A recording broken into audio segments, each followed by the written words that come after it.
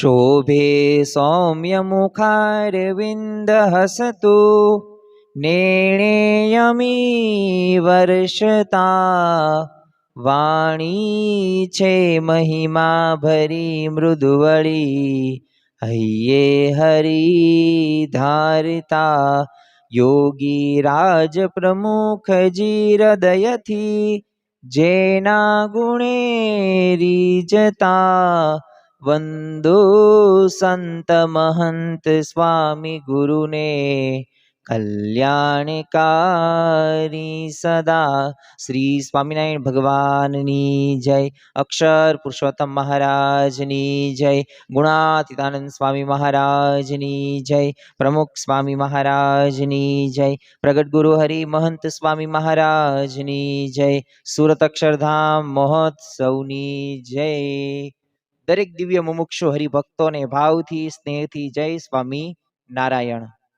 आम तो घणी बधी वखत आपणे प्रवचन कथानी अंदर नवधा भक्ति संबंधित बात करी रह्या छीए अने आजे आपणे नवधा भक्तिनुं ते प्रथम जेने स्थान आपवामां आवे छे अने ए एटले श्रवण ए आपणे करी रह्या छीए।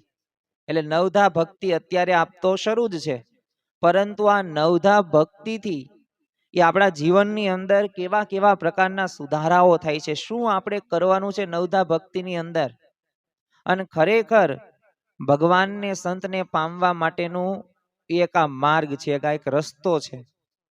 અને જે કોઈએ નવધા ભક્તિ કરેલી છે એને પરમ શાંતિનો અનુભવ થયો જ છે। જો જીવનનો એક ઉદ્દેશ છે, જીવનનો ઉદ્દેશ શું? ભૌતિક આકર્ષણમાંથી મુક્ત થઈને આપણે ભગવાનને સંતનો સાચો આપણે પ્રેમ વિકસાવીએ।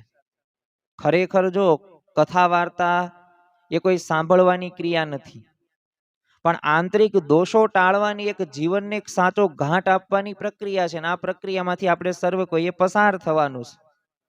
आजना दिवसे आपणे नवधा भक्तिना ते 3 अंगो छे, श्रवण कीर्तन अने स्मरण भक्ति। तो एना द्वारा अखंड शांति कई रीते प्राप्त थई शके? शुं मोक्ष माटे आ नवधा भक्ति जरूरी छे? आम तो जो एक सिद्धांत है कि करोड़ों साधनों करता पण कथा वार्ता कई है श्रेष्ठ है। भागवत होय, वचनामृत होय, एनी अंदर नवधा भक्ति नी अंदर प्रथम स्थान कथा वार्ता ने आपवामां आवे छे। एटले कथा वार्ता छे ने जीवन ने एक साची दिशा तो आपे ज छे, पण ए पूर्वे आपणने घणी बधी वखत एवुं पण थाय के साचो प्रेम ए क्या करवो अने कोनी साथे बांधवो। हवे जो आपणे शुं करीए छीए, जे मोटामां मोटी भूल करीए छे, नवधा भक्तिमां केम जोड़ावानुं? आपणे एवी तो कई भूलो करी रह्या छीए। तमे जो आपणे क्षणिक सुख माटे कोईक धन होय, कोईक सत्ता होय, कोईक होद्दो होय, तो आ बधाय एमां पोते आ बधाय प्रेम छे ज ते। धनमां सुख आवे ज ते, सत्तामांय सुख आवे ज ते ने, परंतु आ बधुंय केवो प्रेम छे? हंगामी छे, क्षणिक छे, क्षणभंगुर छे। ई थोड़ाक समय माटे ते आपणने ई आकर्षणो, जगतना नाशवंत आकर्षणो गमशे, पण पछी ए कायम माटे शाश्वत सुख के आनंद नहीं आपे। तमे जो समय थोड़ोक जाय, कंईक अपेक्षा आपणी पूरी थाय तो आपणने गमे, पण पछी अपेक्षा पूरी थई गया बाद ए पछी आपणने नवी नथी लागतो। आपणने सर्व कोईने अनुभव हशे के नवो फोन आपणे ज्यारे लीधो हशे त्यारे उत्साह आनंद केवो हशे, अने अत्यारे ए फोनमां उत्साह आनंद केवो छे। આજથી 10 વર્ષ પૂર્વે કંઈક એવું કાર્ય કર્યું જે અશક્ય હતું, પણ હવે એ કાર્ય અત્યારે તો સામાન્ય જેવું થઈ ગયું, એટલી બધી તમને ઓલું લાગે નહીં। એટલે કેવું છે, આ જગત નિયમ જ એવો છે। એટલે યોગી બાપા પણ આપણને સાંખ્ય વિચારની વાતો કરતા, ગુણાતીતાનંદ સ્વામી કહેતા કે સાંખ્ય વિચાર કરતા શીખવો, અને સાંખ્ય વિના તો અડધો સત્સંગ કહેવાય। તમે જુઓ કે સત્તા કોઈક મેળવી લેતા હોય કે મારે આ કરવી લેવું છે, આમ મેળવી લેવું છે, તો જો સત્તા જ્યારે જતી રહે ત્યારે શું થાય? આપણું અપમાન કોઈક કરે તોય તે એમાંથી જે મળતો આનંદ હોય ને, તો એ બધુંય તે પ્રેમ બધુંય સમાપ્ત થઈ જાય। બોલો, તો સત્તાની એક મર્યાદા છે, સ્વાર્થનો પણ એક પાયો છે। જગત તમે જો અપેક્ષા આધારિત છે। આજે સર્વ કોઈ ભાઈ હોય, બહેન હોય, માતા પિતા હોય, જો જવાબદારી નિભાવવાની જ છે, પણ સ્વાર્થ સાથે। એટલે જ કોઈકે કહ્યું છે ને, સંસ્કારે સંબંધી સર્વે મળ્યા રે, એ છે જૂઠી માયા કેરી માળયંત કાળે, સગો નહીં કોયનું રે। આ જગતના નાશવંત આકર્ષણમાંથી આપણે મુક્ત થઈએ અને વિષયોનો તો પાર આવે એમ છે જ નહીં. ગમે એટલા ભોગવવાનું મન થવાનું જ છે, પરંતુ બહાર આવીશું ને આપણે કોની સાથે હવે પ્રેમ કરવાનો છે? તો ભગવાન અને સંત સાથે. શા માટે? કારણ કે એ જ ચિંતામણી સમાન છે, એ જ સુખકારક છે. ખરેખર જો ભગવાન ને સત્પુરુષ આપણા સાચા સગા છે. એવી તમને જો કે આપણી પાસે કોઈ અપેક્ષા નથી, સ્વાર્થ નથી. આપણે મંદિરે જઈએ તો લાભ કોને થવાનો? આપણને જ તે. આપણા બાળકો બાળ સભામાં જશે તો સુધારો કોનામાં થશે? તો આપણા બાળકોમાં. ફાયદો કોને થશે? માતા પિતાને. પ્રમુખ સ્વામી મહારાજ, મહંત સ્વામી મહારાજ, યોગીજી મહારાજ, એમને કઈ ફાયદો? હા, એમને એક જ તે સ્વાર્થ છે કે બસ જીવ જે સત્સંગમાં આવે છે ને એનું કલ્યાણ થાય, એનો મોક્ષ થાય, એના પ્રશ્નો સોલ્વ થાય, એના સ્વભાવો ટળે, એને ભગવાનને સંત જેવું સુખ આવે. આ એમનો પાછો નિસ્વાર્થ પ્રેમ આપણને જોવા મળે છે. તમે જો આપણા દોષો હોવા છતાંય આપણું કેવું રક્ષણ કરે છે, સ્વીકારે છે. મહંત સ્વામી મહારાજ જ તે ઘણી વખત પોતે આશીર્વચનની અંદર જણાવે જ છે આપણને સર્વ કોઈને, પણ બોલતા નથી પોતે, એટલે આપણું સહન કરે છે. અરે ખરેખર દેહ ભાવ ભૂલીને આત્મા રૂપ માનીને પરમાત્મામાં એ આપણે જોડાઈએ ને તો સાચો પ્રેમ પ્રગટ થાય છે. અને અખૂટ પ્રેમથી જે ભક્તિ થાય ને એને કેવી ભક્તિ કહેવાય? પ્રેમ લક્ષણા ભક્તિ કહેવામાં આવે છે. અને એ પ્રેમ લક્ષણા ભક્તિથી ભગવાનને પ્રસન્ન કરી શકાય છે. તમે જો ભાગવત, શ્રીમદ ભાગવત જે ભગવાન વેદ વ્યાસે લખ્યું 12 સ્કંદની અંદર, તો એની અંદર એ પ્રહલાદજી દ્વારા નવધા ભક્તિ દર્શાવવામાં આવેલી છે. તમે જો કે ખરેખર એ આપણા જીવનની અંદર પણ આપણે જો કોઈ પણ રીતે આ ભક્તિમાં જોડાઈએ તો આપણે પણ ભગવાનને પ્રસન્ન કરી શકીએ છીએ. પણ એ નવધા ભક્તિ પાછી શીખવી પડે. પ્રથમ કેવી છે? શ્રવણ છે, સાંભળવું, જે અત્યારે આપણે સર્વ કોઈ કરી રહ્યા છીએ, કથા વાર્તા. નવધા ભક્તિમાં પ્રથમ સ્થાન. પછી કીર્તન એટલે કે ગુણગાન ગાવા, પણ કોના? ભગવાન અને સંતના. પછી ત્રીજી એક આવે છે સ્મરણ, એટલે કે યાદ કરવા, ભગવાનને યાદ કરવા. પછી પાદ સેવન આવે, અર્ચન આવે, વંદન આવે, દાસ્ય આવે, સંખ્યા આવે, આત્મનિવેદન આવે. તો જો ખરેખર આ બધુંય તે આ નવધા ભક્તિની અંદર સમાવેશ થાય છે. હવે જો દરેક વ્યક્તિની છે ને આ નવ ભક્તિમાં કોઈક ને કંઈક અલગ અલગ વિશેષતા હોય છે. અમુકને કીર્તન ગાવા ગમતા હોય, અમુકને કથા વાર્તા સાંભળવી ગમતી હોય, તો અમુકને આત્મનિવેદન, તો અમુકને વંદન કરવા ગમતા હોય, તો અમુકને સ્મરણ કરવા ગમતા હોય. પરંતુ વધુમાં વધુ જો આ ભક્તિ કરવામાં આવે તો આપણને ફાયદો વધુ થતો જોવા મળે. જો ભક્તિ રહીને એક યાંત્રિક રીતે કરવાની ફળતી નથી, યાદ રાખવું.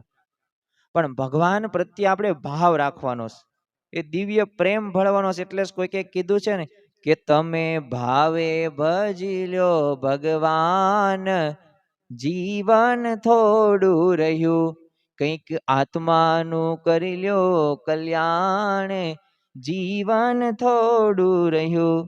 તો ભાવથી આપણે ભગવાનનું ભજન કરવાનું છે.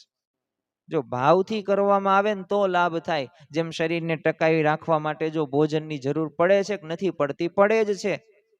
3 ટાઈમ વ્યવસ્થિત જમવા જોઈએ જ છે, નકર ચાલતું જ નથી. તેમ હવે આપણો આત્મા છે, તો એ આત્માને તે ભક્તિથી ટકાવી રાખવા માટે કથા વાર્તા સત્સંગનું પોષણ જરૂરી છે.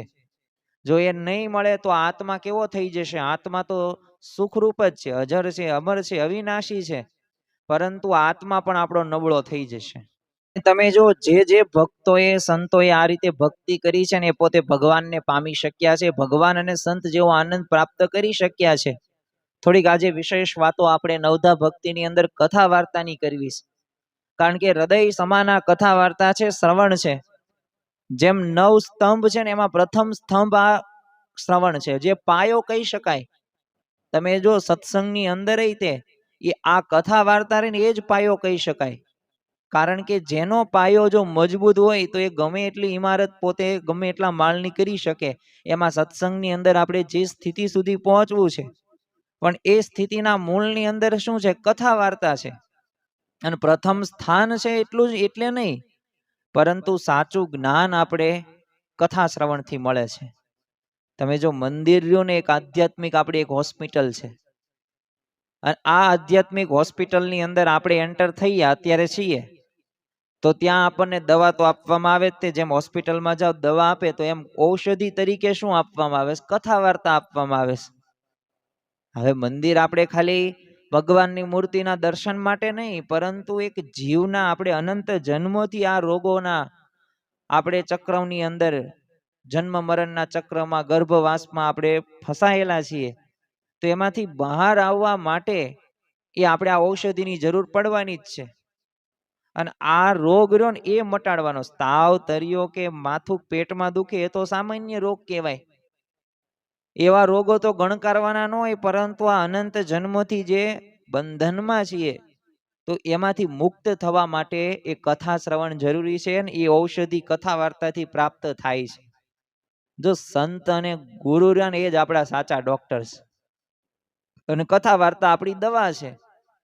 અને આપણામાં રહેલા કામ, ક્રોધ, લોભ, મોહ, મત્સર, માયા, તૃષ્ણા, અહંકાર, ઈર્ષા, અહમ, મમત્વ, એ આ બધાય રોગોને આ દૂર કરશે કથા વાર્તા. જો જેમ ડોક્ટરની દવા હોય તો આપણે રોજ લેવી છે કે નથી લેતા? લઈએ જ છીએ, સમયસર લઈએ, ભૂખ્યા પેટની લઈએ.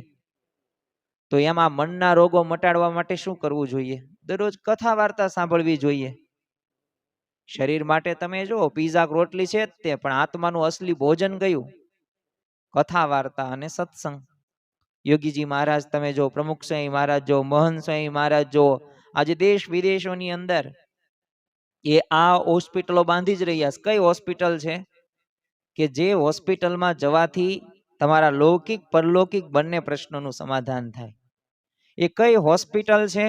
એક આધ્યાત્મિક એવી હોસ્પિટલ છે કે જ્યાં એ શાંતિનો અનુભવ થાય, જ્યાં તમારા બાળકને સંસ્કારની વૃદ્ધિ થાય, જ્યાં તમારા યુવકો અવળા રવાડે ન ચડે. આ પ્રકારની હોસ્પિટલો દેશભરની અંદર, પરદેશોની અંદર એ મહંત સ્વામી મહારાજ પણ બાંધી રહ્યા છે. એના મૂળની અંદર શું છે? એના મૂળની અંદર એક નિસ્વાર્થ પ્રેમ આપણને જોવા મળે છે. આપણા પ્રત્યેની એક આત્મીયતા જોવા મળે છે. ને એટલું જ નહીં, અને ત્યાં ઔષધિ પાછી આપવામાં આવે છે. દવાખાનું એ બાંધી દીધું એટલું પૂરતું નહીં, સારી વ્યવસ્થા કરી દીધી એટલું નહીં, પણ સતત ત્યાં એક કથા વાર્તા રૂપી ઔષધિનું ઓસડ એ પાથરવામાં આવે છે. અને એમાં ઘણા બધા મુમુક્ષુઓના મનના પ્રશ્નોનું સમાધાન થાય છે. જેમ છે ને સોનાને બીબાની જરૂર છે ને, એમ આપણા જીવનની કથાની જરૂર છે જ. તે નવદા ભક્તિનો જ તે આપણને ખ્યાલ હોય નહીં, આપણે ભક્તિ શું કરીએ? જેમ તમે જો સોનાને આમ સુંદર દાગ આપણે આકાર આપવો હોય તો બીબાની જરૂર પડે જ, તે ઢાળવું જ પડે બીબામાં. તો એમ આપણા જીવનને તે આપણે ઘાટ સારો આપવો છે, તો એ કથા વાર્તા રૂપી બીબાની જરૂર પડવાની જ છે. હવે એ બીબું જો આપણી પાસે નહીં હોય તો શું થશે? તો આપણે આગળ સારો એવો ઘાટ નહીં ઘડી. તમે ગાંધીનગર અક્ષરધામની અંદર જાઓ તો અણઘડ પથ્થર છે, પ્રથમ જ તે ખંડની અંદર એ મૂકવામાં આવ્યો છે દિલ્હીમાં. તે તો તે આપણને સ્પષ્ટ કહે છે કે તમે જ તમારા ઘડવૈયા છો. હવે તમારે શું કરવું એ તમારે ધ્યાન રાખવાનું. હવે તમે તે હથોડી છો, તમે છીણી છો. તમારે જીવનું ઘડતર કેવું કરવું છે તમારા ઉપર આધાર છે. એમ આપણે તે જો ભગવાનને, સંતને રાજી કરવા માટે ઘણા બધા પ્રયત્નો તો કરીએ જ છીએ, અને કરવા જ જોઈએ. મનુષ્ય દેહ મળ્યો છે તો આપણે પ્રયત્નો તો ક્યારેય મૂકવા જોઈએ જ નહીં. વચનામૃતની અંદર શ્રીજી મહારાજે પુરુષ પ્રયત્નની વાત કરી છે, અને ખરેખર પ્રયત્ન કરવા પડે. એક સંસ્કૃતની અંદર એક શ્લોક છે, ઉદ્દમે નહીં સિદ્ધ્યંતી કાર્યાણી ન મનોરથે નહીં સુપ્તસ્ય સિંહસ્ય પ્રવિશંતિ મુખે મુર્ગા. તો એ ખરેખર ઉદ્દમેન એટલે કે મહેનત કર્યા વગર સિંહને તે આપોઆપ મૃગલા નો આવે, અને તે દોડવું તો પડે જ, તેને શિકાર તો કરવો જ પડે. તો એમ આપણે તે પણ જો ઘડતર રહ્યું ને જીવનમાં જરૂરી છે. આજે તમે જો સમાજની અંદર જે પણ પ્રશ્નો થાય છે એના મૂળની અંદર શું હોય છે? એક તો સમજણનો જ અભાવ છે. બીજું કે એનું ઘડતર એ રીતે થયું નથી જે રીતે થવું પડે. અણઘડ પથ્થર હોય તો એની કઈ કિંમત નથી, પણ ઘડેલો પથ્થરની પાછી કિંમત ઘણી બધી છે. એમ તમારું જીવન જો ઘડતર થયેલું છે તો કઈ પ્રશ્ન જ નથી, પણ ઘડતર થયેલું નથી તો પ્રશ્ન ને પ્રશ્ન જ છે. તો પાછું ઘડતર કરવાનું. તમે જો ઇતિહાસમાં એવા ઘણા બધા દ્રષ્ટાંતો આપણને મળે છે કે ઘડતર જેનું થયેલું છે એ પોતે આગળ વધેલા જ છે. તમે જો શિવાજીનું તે આપણે થોડુંક જીવન જોઈએ તો એમના માતા જીજાબાઈ તો બાળપણથી શિવાજીને બોલો રામાયણ ને મહાભારતની કથાઓ કરતા. હવે એના પરિણામે એક મહાન યોદ્ધાનું ઘડતર થયું કે ન થયું? શિવાજી મહારાજને આપણે સર્વ કોઈ યાદ રાખીએ છીએ. શિવાજી મહારાજ એક મરાઠા સામ્રાજ્યના નહીં, પરંતુ આખા ભારતના અને આખા વિશ્વમાં બધા લોકો એમાંથી પ્રેરણા લે છે કે નથી લેતા? લે છે. નકર મામા કે કાકા માસા કઈ થતા નથી આપણને. પણ જો એની માતા જાગૃત થઈ, જીજાબાઈ જાગ્યા, તો જો શિવાજી આ પરાક્રમ કરી શક્યા, તો એક માતા ધારે એક પોતે પોતાના બાળક પાસે કરાવી શકે. તમે જો કે રામાયણની અંદર તે એક આદર્શ પાત્ર તરીકે આપણે મર્યાદા પુરુષોત્તમ રામ, એ રઘુકુલ રીત સદા ચલી આય, પ્રાણ જાય પણ વચન ન જાય.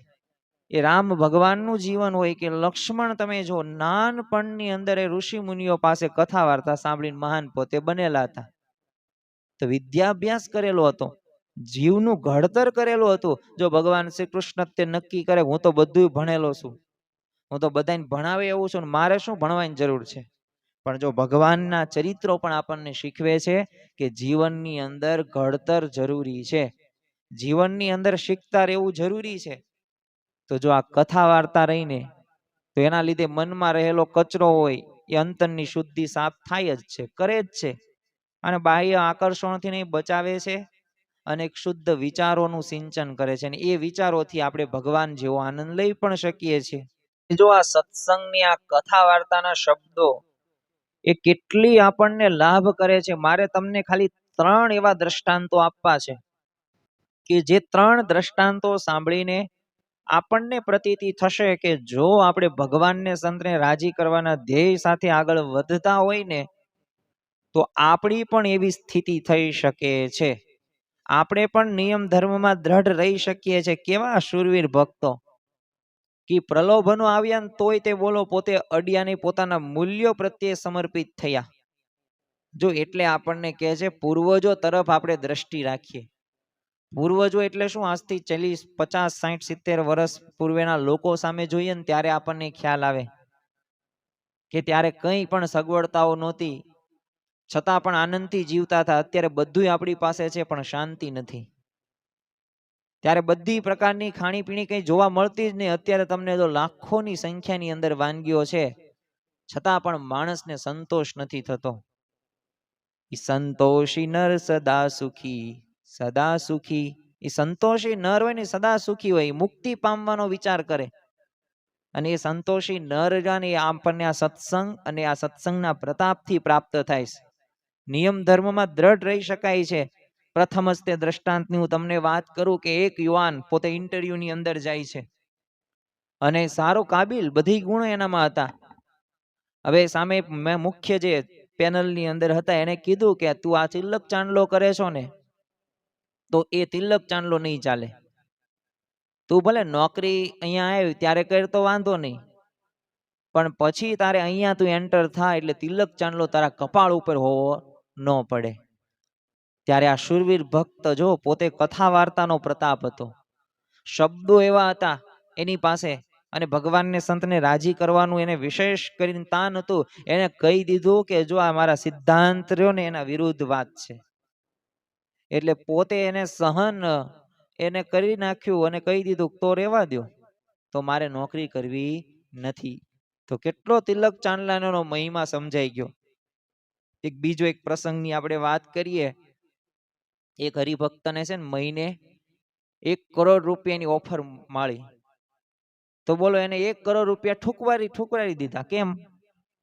કારણ કે એમાં જે એને સિદ્ધાંત હતો ને એનો ભંગ થતો હતો. એ અનએથિકલ પ્રેક્ટિસ હતી, અપ્રામાણિકતા હતી, અણહકનું લેવાની વૃત્તિ હતી. તો એ હરિભક્તે ના પાડી દીધી કે એવું આપણને ખપે નહીં, એવું આપણને શોભે નહીં. આપણે કોના સંતાન? સિંહ સંતાન છીએ, મહંત સ્વામી મહારાજના, શ્રીજી મહારાજના. બીજો એક પ્રસંગની વાત કરીએ. એક હરિભક્ત હતા, એને 35 લાખ રૂપિયા છે ને મોટી આમ થોડીક લાંચ મળવાની હતી, એટલે રિશ્વત. પણ જો કથાના સંસ્કારો એના મનની અંદર દ્રઢ હતા તો એ પાપના પૈસાને એને ઠુકરાવી દીધા. 35 લાખ રૂપિયા મળવાના હતા અને એને એમના મનની અંદર શું વિચાર હતો? જો આ ગેરરીતે કરીને પૈસા કમાઈશું ને તો સંતો રાજી નહીં થાય અને મા બાપની આંખમાં આંસુ આવશે. તો હવે આવા વિચારો, આવી શાંતિ, આવા અભિગમો એ ક્યાંથી મળે? તો એ કથા વાર્તાથી મળે.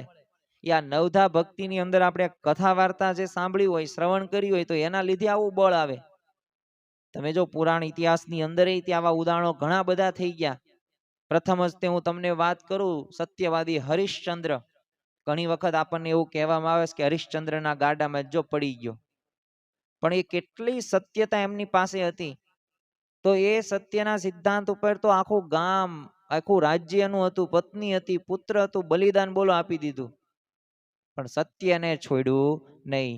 એટલે જ તે જો કહેવાય છે ને કે સત્યમ વદ, સાચું બોલો, પણ સત્યમેવ જયતે, સાચું બોલો એટલે સત્યનો જય થાય જ તે. પણ એ પ્રકારનો પાછું આપણે સત્યવાદી બનવાનું, સાંભળવા માત્ર નહીં. કારણ કે ઘણી બધી વખત આપણે શું કરીએ, સાંભળીએ ઘણું બધું છે, પણ આપણા જીવનની અંદર આવતું નથી. એનું કારણ શું? મનન ચિંતન નથી કરતા.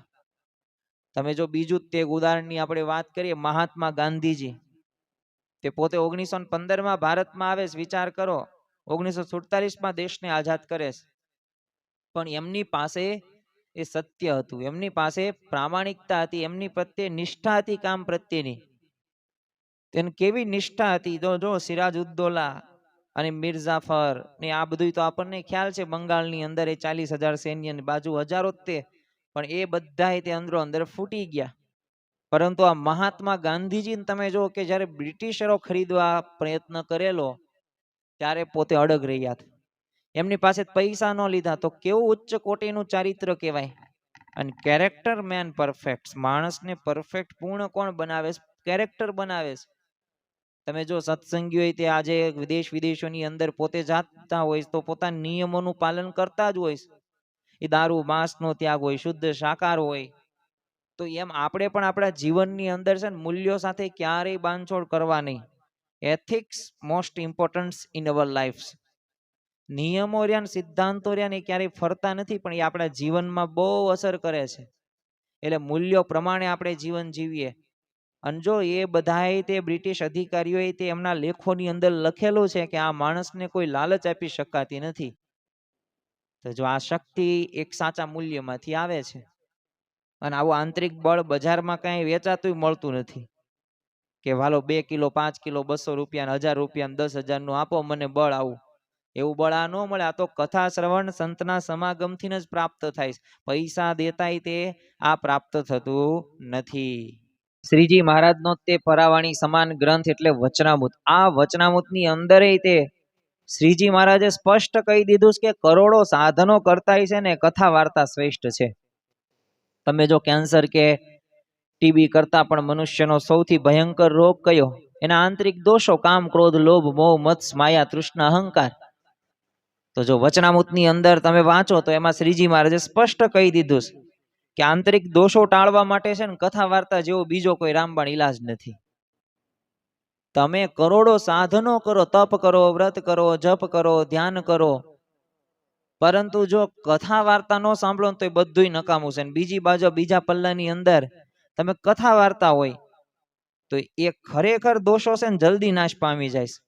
એ કોટી સાધન કરે મદ પ્રમાણ. એ જો કોટી સાધનો કરો પણ એ તમારી રીતના કરો તો એમ કઈ ન થાય. પણ જો વચનામૃતના આધારે, ભગવાનના આધારે, ગુણાતીત ગુરુ પરંપરાના આધારે એ તમે જો કથા વાર્તા સાંભળો તો અવશ્ય આપણા જીવનની અંદર એ સુધારો થાય છે. એટલે ખરેખર આપણે મોક્ષ માર્ગે આગળ વધી પણ શકીએ છીએ. જો આપણે છે ને બહારના સંજોગોથી નહીં, દુઃખનું મુખ્ય કારણ કયું છે? આપણા પોતાના ખરાબ સ્વભાવ, અહંકારના લીધે જીવનમાં દુઃખ આવે છે. અન્ય વ્યક્તિના વિચાર કે વર્તન કે એ બધું તે અસર કરે છે, પણ આપણે સુખી કે દુઃખી થવું ને આપણે નક્કી કરવાનું છે. પરંતુ આપણા સ્વભાવ અહંકારને દૂર નહીં કરીએ તો સુખી ક્યારે થશું? અને ત્રિવિધ તાપની અંદર આપણે સર્વ કોઈ મુમુક્ષુ હરિભક્તો રહ્યા ને એ હેરાન થઈ રહ્યા છીએ. પણ જો કથા વાર્તા રૂપી જળથી જો જીવનમાં જે આવે એ આધ્યાત્મિક હોય, આધિ દેવી હોય કે આધિ ભૌતિક હોય, બધા તે તાપો દૂર થઈ જાય, શમન થઈ જાય. કથા વાર્તાથી શક્ય છે. જેણે જેણે આ કર્યું છે એ પોતે પામ્યા છે. શ્રીમદ ભાગવતમાં તે પરીક્ષિત રાજા તમે જુઓ, કથા વાર્તા સાંભળીને તક્ષક નાગ તો આવ્યો કહેવડો તે, પણ પોતે નિર્ભય બની ગયા કે ન બની ગયા? બની ગયા. તો તો જો એ શુકદેવજીએ શ્રીમદ ભાગવત ઉચ્ચારી, પરીક્ષિત રાજાએ શાંતિથી સાંભળી, કથા વાર્તા જ સાંભળી, અને એ કથા વાર્તાથી એના બધા પ્રશ્નોનું સમાધાન થઈ ગયું. તો એમ મનુષ્ય જીવનનો છે ને સાચો આનંદ ધન કે ભોગમાં નથી, પણ આપણે સંતો ભક્તો સાથે મળીને આપણે કથા સાંભળીએ, આપણે કથા કરીએ, ખરેખર આમાં આપણને ઘણો બધો લાભ થતો જોવા મળે છે. અને આ બધી વાતો રહીને ભગવાન અને સંતની વાતો છે. ખરેખર આવા ઘણા બધા ભક્તો છે જેમને આ કથા વાર્તા હોય, રવિ સભા હોય, એમના નિયમો રાખેલા જ છે. તમે જો અમેરિકામાં તે એક જયેશભાઈ નામના ભક્ત છે, તો પોતે ઘણા બધા વર્ષથી 25-30 વર્ષથી એક પણ રવિ સભા પોતે ચૂક્યા નથી. પાછું એટલું જ નહીં, એ થોડા કેટલા કિલોમીટર સુધી હોય, તો અમુક વખત તો 60-60, 70, 80-80 કિલોમીટર સુધી. અરે બીજો એક પ્રસંગની આપણે વાત કરીએ તો એક પોતે ભક્ત અમદાવાદના, પોતે મુંબઈ જેટલું આમ કહી શકાય કે એટલું પોતે આઘું ત્યાં જવાનું, અને સામાન્ય એવી સ્થિતિ તોય તે પોતે રવિ સભામાં નિયમિત જાય. તમે જો દારે સલામ સાઉથ આફ્રિકાના તે સુભાષભાઈ પટેલને તે આવો ખપ હતો, 30-40-50 કિલોમીટર સુધી ડ્રાઇવિંગ કરીને રવિ સભામાં પોતે જાય. તો આપણા જીવનની અંદર હવે આપણને તો ભગવાનને અનુકૂળતા કરી દીધી, છતાં પણ જો આપણે રવિ સભામાં જતા ન હોય તો આપણે કંઈક તો એ ભૂલ કરી રહ્યા છીએ. તો સત્સંગમાં છે ને કથા વાર્તાનો મહત્તમ લાભ લેવા માટે આપણે નિયમિત છે ને સભામાં જઈએ, અને એ સભામાં જશો ને તો આપણને આ નવદા ભક્તિ રૂપી એ વિશેષ કરીને વૃદ્ધિ પણ થશે. પછી આપણા પ્રશ્નોનું સમાધાન થઈ જ જશે. જો ઘણા બધા એવા ભક્તો છે, ઠંડી હોય, ગરમી હોય, તાપ હોય, બરફ પડતો હોય, ગમે તેમ ન થાય, પણ બસ સભામાં જવું એટલે જવું. યોગી બાપાની આજ્ઞા છે, 25,000 નો નફો જતો કરી પણ રવિ સભામાં જવું તો જવું એટલે જવું, તર્ક વિતર્ક નહીં. પ્રમુખ સ્વામી મહારાજ પણ શું કહે છે કે રવિ સભા ભરવાથી જીવ બ્રહ્મરૂપ થઈ જવાશે. તો ખરેખર આપણા જીવનની અંદર જો આપણે આવી નિષ્ઠા સાથે ભગવાન સાથે જોડાઈએ તો અવશ્ય રાજીપો પ્રાપ્ત થાય છે. દુઃખો સહન કરવાની શક્તિ પણ આપણને પ્રાપ્ત થતી જોવા મળે જ છે. અને ખરેખર આ જગતના આકર્ષણો અને આ સત્સંગની તમે આનંદ જુઓ ને તોય આપણને ખ્યાલ આવી જાય. આજે તમે જુઓ કે કલાકો સુધી આપણે ઘણો બધો સમય બગાડીએ છીએ ફોનની અંદર, ટીવીની અંદર, મેચોની અંદર. ઘણા બધા પાન મસાલા ગુટકા હોય તો એમાં પંચાયત કરવાની અંદર એ કેટલો સમય આપણે બગાડીએ છીએ, પણ એનાથી કોઈ આધ્યાત્મિક ભૌતિક કઈ ફાયદો નથી થતો. તમે 3-5-10 કલાકની મેચ જોવો અને તમને રૂપિયા તો ઠીક છે, પણ એમાંથી અમુકનું એ સમયનો બગાડ જ થશે. જવાબદારી સમયસર બોલો, ભોજન નહીં કરો તમારા ફેમિલી સાથે, તો ખરેખર આ થોડુંક આ બધી પારકી પંચાયત હોય, વ્યસનોમાંથી બહાર આવવાનું છે. એટલે કથા આપણને શીખવાડે કે આ જગતના આકર્ષણો છે ને ક્ષણિક છે, અને એ વાસ્તવિકતાનો સ્વીકાર કથા વાર્તાથી શક્ય જ છે. આપણે જો વિચારવાનું કે આપણને પ્રગટ ભગવાન, મહાન સંતો મળ્યા, તો આપણે બહુ મોટા ભાગ્યશાળી છીએ કે આપણને આવા ભગવાનને, આવા સંતની પ્રાપ્તિ થઈ છે. અરે આપણા માતા પિતા સંસ્કાર, એમના પણ સંસ્કારોનો આભાર આપણે માનવો જોઈએ કે આપણને એ આવા સંસ્કારિત કર્યા અને આ પવિત્ર સત્સંગ સાથે જોડાયા. અને બાકી જો સમયનો આપણે સદુપયોગ પણ કરી શકીએ, દુરુપયોગ પણ કરી શકીએ. આપણે નકામા પિક્ચર ગીતો હોય તો એની પાછળ સમય આપી શકીએ, અને એ જ સમયની અંદર ભગવાનની કથા કે મનન કે ચિંતન એમાં પણ આપણે આગળ વધી જ શકીએ.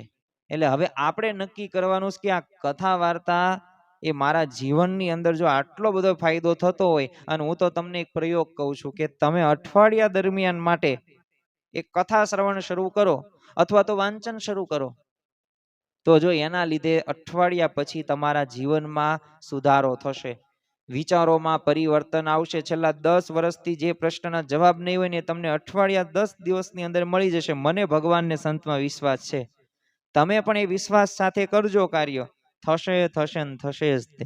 જો નવદા ભક્તિની અંદર આપણે થોડીક વાતો કરીએ કે ભક્તિ એટલે કીર્તન ભક્તિ. સ્વાભાવિક રીતે જો ભગવાન અને સંતોનો આપણે મહિમાના, એમના દિવ્ય ચરિત્રો, તો એના આપણે ભજન કીર્તનો, તો એ બધું આપણે સાંભળીએ તો આને શું કહેવાય? કીર્તન ભક્તિ કહેવાય. અને આ કીર્તન ભક્તિથી પણ ભગવાનને, સંતને રાજી કરી શકાય છે. જેમ નવદા ભક્તિની અંદર બીજા બધા અંગો છે, તો એમાં કીર્તન ભક્તિ પણ છે. પણ હવે આપણે શું કરીએ છીએ કે ઘરોની અંદર, મંદિરની અંદર ક્યારેય તે ખરેખર તો ગીતો કેવું વાગવું જોઈએ જ નહીં. હંમેશા ભગવાનને સંતના જ ગુણગાન ગાવા જોઈએ. પણ આજે તમે જુઓ કે ઘરોની અંદર, આપણા મનની અંદર એવા વિષયોમાં આકર્ષાઈ ગયા છીએ ને, તો આ બધું તે સાઈડમાં રહી ગયું છે. ઘરની અંદર આપણે સવાર સાંજ જો આપણે કીર્તનો, ચેષ્ટા, આરતી ગાતા હોય તો કેવી પવિત્રતા આવે છે, કેવા દિવ્ય, આમ કહેવાય ને વાઇબ્રેશન, જેને કહેવાય અંગ્રેજીમાં, એ વાઇબ્રેશન સકારાત્મક ઉર્જાનું એક થાય છે. અને પ્રમુખ સ્વામી મહારાજ અને જો આપણને ઘણી વખત આપણને એવા આદેશો આપેલા છે કે અખંડ સ્વામિનારાયણ મહામંત્રની ધૂન કરવી. તો આપણે અખંડ તો આપણે નથી કરવી, પણ જ્યારે પણ સમય મળે ત્યારે આપણે ભગવાનને સંતની કથા વાર્તા સાંભળીએ. જો ભગવાને આપણને એ વાણીનો સૌથી શ્રેષ્ઠ ઉપયોગ કરવા માટે નહીં, નિંદા માટે નથી કીધું, પણ આ ભગવાનના પવિત્ર જે ગુણગાન છે ને ગાવા માટે, એ જ જીભની સાર્થકતા કહી શકાય ને. જીભથી બે કાર્ય થાય, આપણે બોલીએ પણ છીએ અને ખાઈએ પણ છીએ, પણ હવે આપણે ભગવાનના ગુણગાન ગાવાના છે આ જ જીભથી, તો આપણને લાભ થશે. લૌકિક રીતે તો થશે જ તે, પણ પરલૌકિક રીતે જે આપણે ભગવાનને સંતને જે ધામમાં જવાનું છે ત્યાં તો વિશેષ કરીને લાભ થવાનો જ છે. મનની શાંતિ માટે, એ નકારાત્મક વિચારોને દૂર કરવા માટે જરૂરી છે કે આપણા જીવનની અંદર એ આપણે કીર્તન ભક્તિ પણ વિશેષ કરી શકીએ. ત્રીજી આપણે વાત કરીએ કે ચાલતા ખાતા પીતા સ્વામિનારાયણ સ્વામિનારાયણ, એટલે કે સ્મરણ. નવધા ભક્તિનું આ ત્રીજું અંગ કે જેને સ્મરણ કહેવામાં આવે છે. તો જો સ્મરણ એટલે શું, તો એક દિવસ યાદ કર્યા એમ નહીં. સ્મરણ શક્તિ, સ્મરણ ભક્તિ એટલે શું, દરેક ક્રિયાની અંદર સતત યાદ કરવા. દરેક કર્મ આપણું ભક્તિ ક્યારે બને, જ્યારે ભગવાનનું અનુસંધાન હોય ને ત્યારે બને. અને એક વાત તો યાદ રાખવી, ભગવાન અને સંત રહ્યા સર્વજ્ઞ છે, કરતા હરતા છે ને મારી સાથે છે. તો આ વિચારથી છે ને મન ક્યારેય પાપ તરફ નહીં વળે. અને દિવસ દરમિયાન જ્યારે પણ સમય મળે ને ત્યારે સ્વામિનારાયણ મહામંત્રનો જપ કરો અને મનમાં તે કરતા રહેવું. બહુથી સરળમાં સરળમાં સ્મરણ ભક્તિ કહી શકાય. જીવનમાં જો ઘણી વખત પ્રશ્નો આવશે, તકલીફો આવશે, વ્યવસાયમાં નુકસાન જશે, પરિવારમાં પણ કંકાસ થશે, પણ હિંમત હારવાન બદલે છે ને ભગવાનને યાદ કરીએ આપણે, અને એ કરીશું ને તો આપણને લાભ થશે. મહંત સ્વામી મહારાજ, જો પ્રમુખ સ્વામી મહારાજ, એમના દિવ્ય ચરિત્રો હોય, એમના ઉપદેશો હોય, તો એ આંખ બંધ કરીને રોજ યાદ કરવા. જો એ મનન ચિંતન બ્રહ્મનો સંગ કરવાનો. જો બ્રહ્મનો સંગ કરીશું તો એવા ગુણો આપણા જીવનની અંદર આવશે. જેમ સાયકલ ચલાવતા શીખવા માટે શું કરવું પડે, પ્રેક્ટિસ કરવી પડે, સતત અભ્યાસ કરવો પડે. તો એમ હવે આ વિષયોમાં તો આ મન લેવાઈ ગયું છે, તો શું એમનામ સમય પસાર કરવાનો નહીં. તો હવે ભલે વિષયોમાં લેવાઈ ગયું, પણ હવે આપણે જગતમાં પાછું વાળીને ભગવાનના સ્મરણની અંદર જોડવાનો છે, તો એનો અભ્યાસ શરૂ કરવાનો છે. અને શ્રીજી મહારાજે વચનામૃતની અંદર કહ્યું જ છે કે મનુષ્ય દેહે કરીને ન થાય તેવું શું છે, જે નિત્ય અભ્યાસ રાખીને કરે ને થાય જ તે. તો આપણે તો ભગવાનને સિંહ સંતાન છીએ, આપણે ધારીએ ને કાર્ય થઈ શકે એમ છે, પરંતુ એના માટે અભ્યાસ કરવો, આળસ નહીં. ઘણા બધા કેવા હોય કે આળસ હોય, ગાફલાઈ કરે છે. ઘણી બધી વખત આગળ નથી વધી શકતા ને તો એના મૂળની અંદર આપણી ગાફલાઈ છે, આળસ છે. સતત અનુસંધાન નથી રાખતા, તો એના લીધે એવી સ્થિતિ પણ પ્રાપ્ત થતી નથી. તમે જો આપણે ગમે ત્યારે જો સ્માર્ટફોન છે, અત્યારે આધુનિક સમયની અંદર, કળિયુગની અંદર સૌથી મોટો શત્રુ કહી શકાય ફોન જ કહેવાય ને. પણ આ ફોનના ઉપયોગો સારા પણ છે અને ખરાબ પણ છે. એટલે જ તે પ્રમુખ સ્વામી મહારાજ, મહંત સ્વામી મહારાજ કહે છે કે મોબાઈલ જો ને વરદાન પણ છે ને અભિશાપય છે. પણ પછી મહંત સ્વામી મહારાજ શું કહે છે, વિવેકથી વાપરો ને તો વરદાન, વિવેક ચૂકો તો અભિશાપ. તો જો સારામાં સારી બાબત કહેવાય, ખરાબમાં ખરાબ પણ બાબત કહેવાય. તો આ ફોનનો ઉપયોગ તમે નકામા મનોરંજન માટે કરવાની જરૂર નથી. એની કરતા ભગવાન કે સંતના જો દર્શન કરીએ તો આ ફોનનો સારામાં સારો ઉપયોગ કહી શકાય. હવે આપણી ઉંમર 40, 50, 60 વર્ષની હોય, નિવૃત્ત હોય, તો આપણને એવું તો ઈચ્છા થવી પડે કે ભાગવતની અંદર, રામાયણની અંદર, વચનામૃતની અંદર, કે હું જ્યાં સત્સંગ કરું છું તો એનું જ્ઞાન ધીમે ધીમે સાંભળું, ધીમે ધીમે જ્ઞાનમાં વૃદ્ધિ કરું, મારા પ્રશ્નોનું સમાધાન કરું. તો જો આ પ્રકારે આપણે કરવું અને થોડુંક સમયનું આયોજન કરવું, દરરોજ સ્વામીની વાતો, વચનામૃતનું વાંચન કરવું, કથા વાર્તા સાંભળવાનો સમય ફિક્સ કરવો, કે જેથી નિયમિતતા હશે ને તો ધીમે ધીમે ધીમે એ પછી આગળ વધાશે આધ્યાત્મિક માર્ગની અંદર. બીજું એક આપણે મોટામાં મોટી જે ભૂલ કરીએ છીએ ને એને સુધારવાની કે કથા સાંભળીએ ને પછી એ વિષય ઉપર છે ને આપણે એકાંતની અંદર બેસીને થોડુંક મનન ચિંતન કરવાનું. જો મનન ચિંતન કરવામાં આવશે ને તો સાક્ષાત્કાર સુધી પહોંચી શકાશે, તો જેથી જ્ઞાન હૃદયમાં ઉતરશે. બાકી તો ગમે એટલું નહીં સાંભળો, એ બધી માહિતી થઈ, એ બધું ઘડીકનું સુખ થયું, પણ કાયમ માટે એવું સુખ નહીં આવે કે જે શબ્દો છે, જે કથા વાર્તા છે. તો સ્મૃતિથી જો શાંતિ પ્રાપ્ત થાય છે, અને જ્યારે આપણને જો આપણા ખરેખર આપણા જીવનની અંદર એ આવી સ્મૃતિ કરવામાં આવે ભગવાનને સંતની, તો અવશ્ય લાભ થતો જોવા મળે જ છે. અને આ જો ખરેખર નવદા ભક્તિ રહીને એમાં કોઈ ખર્ચો કરવાનો આવતો નથી, અને આમાં કોઈ મોટો આર્થિક ખર્ચ નહીં, એટલે સ્વાભાવિક રીતે સાચી ભાવનાથી એક જરૂર પડે છે. ભાવનાથી કરવામાં આવે તો લાભ થતો જોવા મળે છે. તો છેલ્લે બે વાત કહીને આજનું પ્રવચન આપણે પૂરું કરીએ કે જીવનનો અંતિમ ધ્યેય શું છે? તો મનુષ્ય દેહ તો આપણને મળ્યો, ભાગવત પણ કહે છે દુર્લભો માનુષો દેહો, પરંતુ ભોગ ભોગવવા માટે નથી, સમયનો બગાડ કરવા માટે નથી, વિષયોમાં આસક્ત થઈને એમાં દુનિયાવી જિંદગીમાં જે લોકો સુખ લે છે એવો વિષયોમાં સુખ લેવાનું આ મનુષ્ય દેહનો જીવનનો અંતિમ લક્ષ્ય નથી. એમાં જે આપણે સમય વેડફીએ છીએ તો એ ખરેખર આપણે થોડુંક મનન ચિંતન કરવાની જરૂર છે. આ તો મનુષ્ય દેહનું જીવનનો એક અંતિમ ધ્યેય શું? ભક્તિ દ્વારા આત્માનું કલ્યાણ કરવું. આ જ મુખ્ય ધ્યેય છે. નિજાત્માનમ બ્રહ્મરૂપમ દેહત્રિય વિલક્ષણમ. તો ખરેખર ભગવાન અને ગુરુ પ્રત્યેનો આપણો સાચો પ્રેમ, જો નિસ્વાર્થ અને શુદ્ધ પ્રેમ હશે તો અવશ્ય ભક્તિનો આત્મા એ જ છે. અને એ જ પ્રેમ લક્ષણા ભક્તિ જો આપણા સર્વ કોઈના જીવનની અંદર આવી જાય તો આપણને લાભ લાભ અને લાભ જ થાય છે. બીજું એક ધ્યાન એ પણ રાખવાનું છે કે આપણે જે બાહ્ય આકર્ષણોમાંથી મુક્ત થવાનું, આડંબરો નથી કરવાનું. જો ભક્તિ કઈ દેખાડા માટે નથી, પરંતુ પોતાના આત્માની શુદ્ધિ માટે છે, ભગવાનને રાજી કરવા માટે. જો આ વિચારને આપણે રોપવાનો, જ્યારે પણ આપણે પ્રેમ લક્ષણા ભક્તિ નવધા ભક્તિ કરીએ ત્યારે વિચારને આપણે વિચારવાનો. શું વિચાર કરવાનો છે?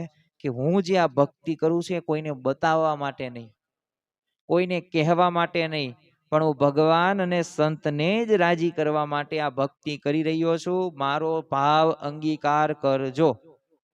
તો જો આવી પ્રાર્થના સાથે આગળ વધવાનું, અને આપણો સમય જગતની નિંદા નકામા વિચારો ન વેડફાય તો એનું ધ્યાન રાખવાનું. પછી મંથરા વૃત્તિ થઈ જાય તો પછી રામ રાજ્ય બને નહીં. તો એમાં આપણા પણ જીવનની અંદર આ વિચારને એક આત્મસાત કરવાનો, સતત જાગવાનું. જાગવાનું એટલે શું? તો એમનામ જાગવું એમ નહીં, એ તો સુવાનો જે સમય હોય સુવું જ તે. સતત જાગવું એટલે વિચારોથી જાગવું. આ નિંદા કે અભાવ અવગુણમાં આપણો સમય પસાર ન થાય ને એમાંથી આપણે બચવાનું છે. અને મહંત સ્વામી મહારાજને તો જો ઘણી બધી વખત આપણે આશીર્વચનની અંદર સાંભળ્યું છે, અભાવ અવગુણ ઝેર સમાન છે, લાલ લીટો એ મારે છે. તો એ આપણા જીવનની અંદર એ આપણે દ્રઢ કરીને રાખવાનું છે. તો આજના દિવસે આપણે મહારાજ સ્વામીના ચરણોમાં પ્રાર્થના કરીએ કે આ નવધા ભક્તિની અંદર જે આજે આપણે વિશેષ વાતો તો શ્રવણની કરી, પણ કીર્તન ને સ્મરણની પણ વાત કરીશ. તો આ કથા વાર્તા છે જે નવધા ભક્તિનું હૃદય સમાન કહી શકાય. પ્રથમ સ્થાન આપવામાં આવે છે એટલા માટે નહીં, પરંતુ આ કથા વાર્તા સાંભળવાથી આપણા આંતરિક દોષો એ ટળે છે, આપણા જીવનને એક સાચો એક ઘાટ બને છે. અને જે ભક્તો કે મુમુક્ષુ થઈ ગયા તો એમના જીવનની અંદર આ કથા વાર્તાનું વિશેષ મહત્વ હતું. અને છેલ્લે એક આપણે પ્રેરણાદાયી વાત કહીને પૂરું કરીએ.